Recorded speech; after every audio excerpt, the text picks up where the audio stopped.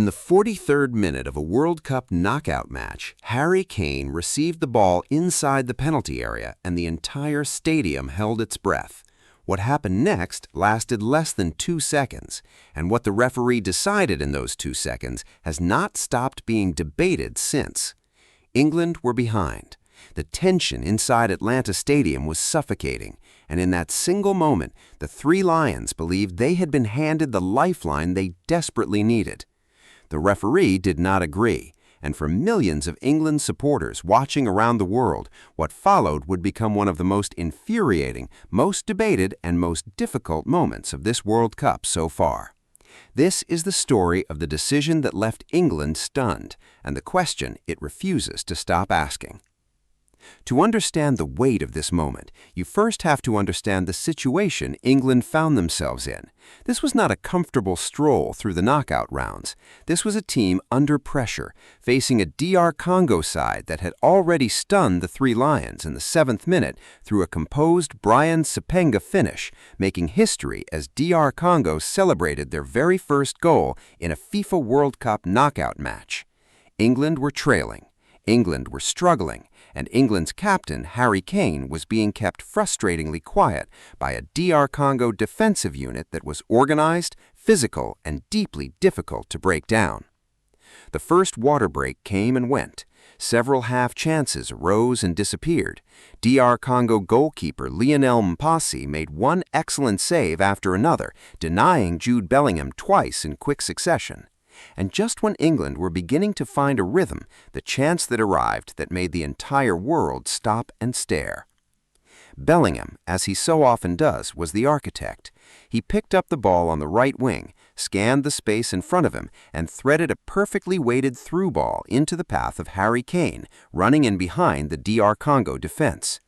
Kane reached it first. He knocked the ball past the advancing Mpasi. There was contact. Kane went down. And then silence, followed by fury. The referee Atam Makadme did not hesitate. His hand went forward immediately, signaling that, in his judgment, the England captain had gone to ground without sufficient cause. A dive, no penalty, play on. For several seconds, the England players stood completely still, and then the protests began. What made the decision so immediately and so deeply controversial was not simply the referee's call itself, it was what the video assistant referee then chose to do with it. VAR reviewed the incident, and VAR declined to intervene. In a tournament where video technology has already overturned goals, canceled red cards, and inserted itself into the smallest margins of the game, the decision to stand behind the original call without even asking the referee to visit the pitch-side monitor felt, to many watching, deeply inconsistent. The reaction from the broadcast booth was immediate and unsparing. Former Premier League referee Mark Clattenburg, watching frame by frame from the Fox Sports studio, delivered a verdict that was both precise and pointed. His position was clear. The goalkeeper had entered Kane's path. The goalkeeper's arm had made contact with Kane's foot before he went down. That, Clattenburg argued, was not simulation. That was a foul. And that was a penalty. Thierry Henry, one of the most decorated forwards in football history, and someone who has spent a lifetime reading the margins between genuine contact and manufactured advantage, sat beside him and reached the same conclusion. A penalty should have been given, and at the very minimum, the referee should have been asked to walk to the monitor and see it for himself. Those two voices alone carried enormous weight, but they were far from alone. The English football media erupted before the first half had even ended. Social media filled with freeze frames, slow-motion replays, and pointed questions about a VAR system that had intervened confidently in far less obvious situations during this very same tournament. But here is where the story becomes more layered, because not everyone who watched the incident arrived at the same conclusion. The argument on the other side was not without logic. Kane had taken one additional step after the initial moment of contact, the moment at which, some analysts argued, the decision about whether to go down had already been made. Former referee and Fox Sports analyst Kobe Jones offered a more nuanced reading, suggesting that while there was contact, the step Kane took after it complicated the picture significantly. This, ultimately, is what made the decision so uniquely maddening. It was not a case of obvious, clear injustice of the kind VAR was specifically designed to address. It was something harder, a judgment call, filtered through multiple camera angles, reduced to a question that different, intelligent, experienced people answered differently. And that is precisely the kind of decision that football has never fully known how to handle. Thomas Tuchel, speaking in the aftermath of England's eventual 2-1 victory, chose his words carefully but left nothing to doubt. He acknowledged what he believed he had seen, describing the incident as a penalty in England's favor, while stopping short of turning his press conference into a direct confrontation with the officials.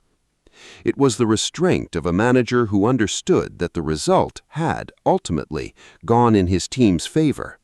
His captain had scored twice in the final 15 minutes to rescue England from what had been shaping up as one of the most stunning upsets of the tournament. And Tuchel knew that the last thing he needed ahead of a round of 16 against host nation Mexico at the legendary Estadio Azteca was a disciplinary cloud hanging over his staff. But the restraint of one man could not contain the conversation that had already taken on a life of its own. Because this incident does not exist in isolation. It arrives at a World Cup already defined by controversy around the officials and the rules they are applying. The mouth-covering red cards, the mandatory cooling breaks that have divided coaches and players, the expanded VAR powers that some teams have felt deeply and others have barely noticed, and now this. A penalty denied to England's captain in a knockout match without even the courtesy of a monitor review in a tournament where technology was supposed to eliminate precisely this kind of doubt. The deeper question this incident raises is one that goes to the very heart of how VAR was designed to function. The system was never intended to review every decision. It was built to intervene when there is a clear and obvious error. But the definition of what constitutes a clear and obvious error has never been consistently applied, and at this World Cup, that inconsistency has become visible enough to feel like a pattern. Kane himself, characteristically, chose not to dwell on what might have been. He scored, he won the match, he led his country out of a situation that could have ended their World Cup campaign, and in doing so, he reminded the world why England's captain wears the armband he does. But the fire he left behind in that Atlanta penalty box did not go out with the final whistle. England now traveled to Mexico City, to the Azteca, to a stadium where the crowd will be overwhelmingly against them, where the noise will be deafening, and where the margin for error in an official's decision could carry consequences far greater than anything that happened against DR Congo. And that, perhaps more than anything else, is the thought that will keep England supporters awake in the coming days. Not the result, not the 2 goals their captain conjured from almost nothing, but the knowledge that in football, and especially in knockout football, the moments that define tournaments are not always the ones that end up on the scoreboard. Sometimes they are the ones that should have been given and were not, the ones that are debated, replayed, and never fully resolved. The ones that become part of a nation's football story, not because of what they decided, but because of what they left uncertain. England are through. England survived, and Harry Kane, as he so often has, found a way to make the argument irrelevant in the end.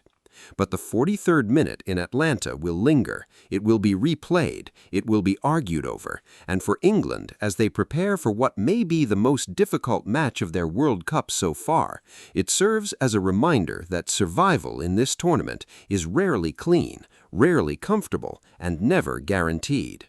The road to glory for England is still open, but it has never felt more narrow.